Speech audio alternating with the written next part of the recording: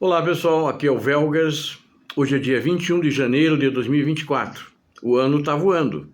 Janeiro já está quase no fim. A economia russa caminha para o catástrofe. Já está, não são só sinais, mas nos próximos 5 anos eu não acredito que vai conseguir se levantar e vai ser o caos por toda a Rússia, por todos os seus cidadãos. Quero convidá-los, ter a honra de tê-los inscritos no canal. Conto com vocês, inscrevam-se no canal, deem um like, vocês vão gostar desse vídeo sobre geoeconomia, enfocando a Rússia por causa da guerra na Ucrânia.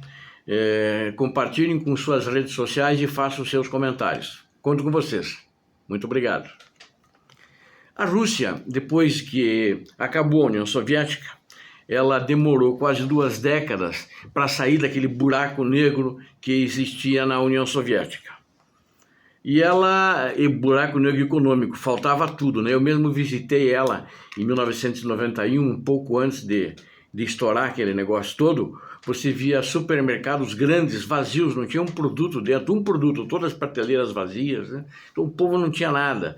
Lojas, qualquer loja vazia. Então eles demoraram mais ou menos uns 20 anos para sair desse buraco, ter uma qualidade de vida, uma classe média, parecida com o Ocidente, não parecida com os Estados Unidos, bem aquém, né? Mas parecida com alguns países que eles chamavam países em desenvolvimento, né? Tipo o Brasil, né? E talvez algum outro país assim na América Latina, tipo a Argentina, é o meu conhecimento. Eu acho que ainda estava bem abaixo dos países da Europa que eu também conheço. E ela demorou 2 décadas para isso, 20 anos, um pedacinho, que o governo do Yeltsin foi muito pouco, e a maior parte do governo do Putin, né? Mas agora, da noite para o dia, esse ditador, Vladimir Putin, ele colocou a economia novamente num buraco negro, uma catástrofe, né? Eu diria, é o inferno que está prestes a explodir na economia russa, mais ou menos assim. Talvez muitos já digam que até que já explodiu, e isso é trazido por esse ditador criminoso, que invadiu a Ucrânia de maneira criminosa. Isso é chocante. A invasão começou, a segunda parte da invasão, porque ela começou de fato em 2014, em 2022, 24 de fevereiro, vamos fazer 2 anos agora.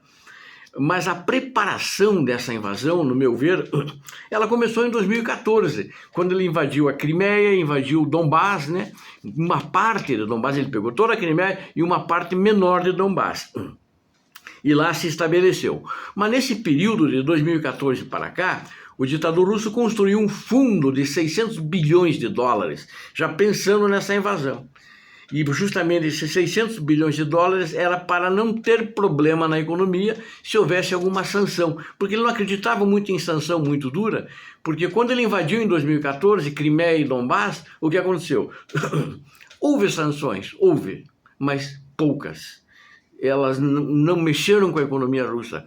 Eu diria, foi mais simbólico do descontentamento do Ocidente, e o Barack Obama, que era o presidente dos Estados Unidos na época, liderou essas sanções, mas foram muito pífias.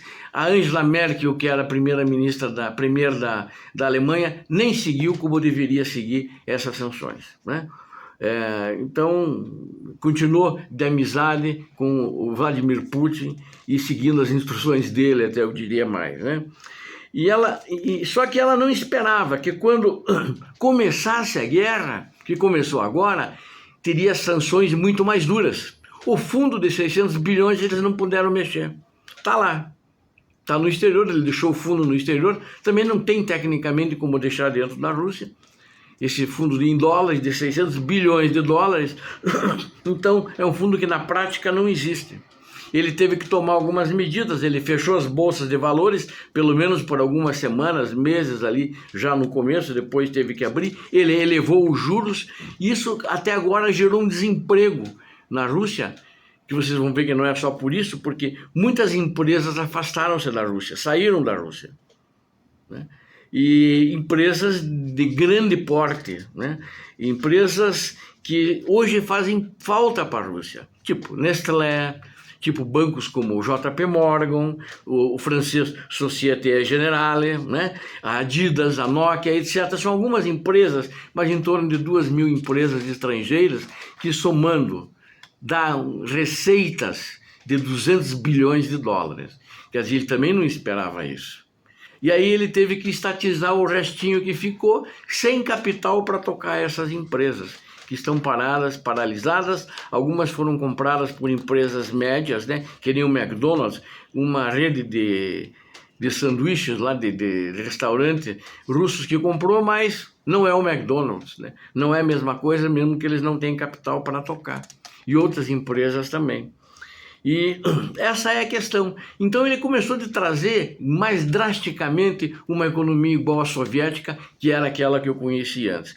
E principalmente que ele começou já em 2016, mais ou menos, entre 2014, já depois que ele fez aquela coisa criminosa na Ucrânia, em Crimeia e Donbass, ele começou a estatizar, entre aspas, né, que dava para o grupo dele, onde ele também detinha o controle, muitas empresas, como a Yukos Petrolífera, botou o seu controlador na cadeia, depois fez um acordo, soltou, ele hoje mora em Londres, essa Yukos ela produzia 20% do petróleo produzido na Rússia, né?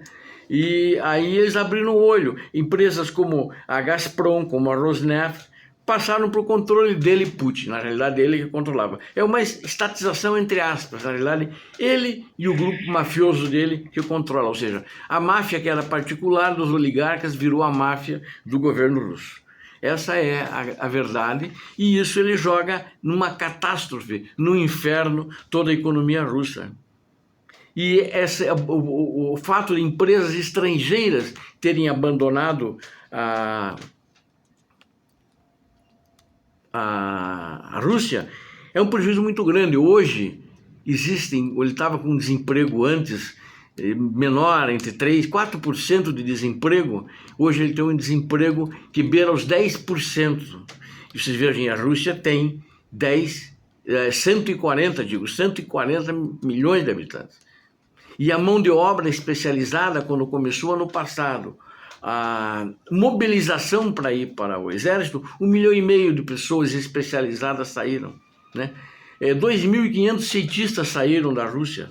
Então, sem dúvida, eu não vejo um futuro para a Rússia nos próximos anos. Por causa disso, eu não vejo ela com força para continuar promovendo longo tempo essa guerra na Ucrânia, e até contrariando, não é, ao meu áudio anterior, né, que fiz do segundo, o antepenúltimo áudio, né, porque que falei que a NATO está se preparando para a guerra e tem que se preparar com razão, mas eu não vejo a Rússia forte, né, eu não vejo, ela vai precisar de muito tempo para se armar novamente e não vai conseguir levantar a economia, porque ninguém vai querer voltar para a Rússia.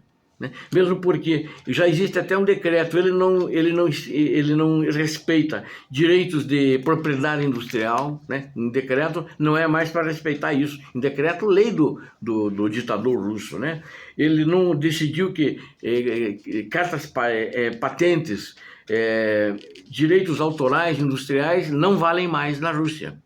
Então ninguém vai querer voltar, ninguém vai querer colocar dinheiro na Rússia de novo, e nem as parcerias que eles tinham com as empresas estrangeiras.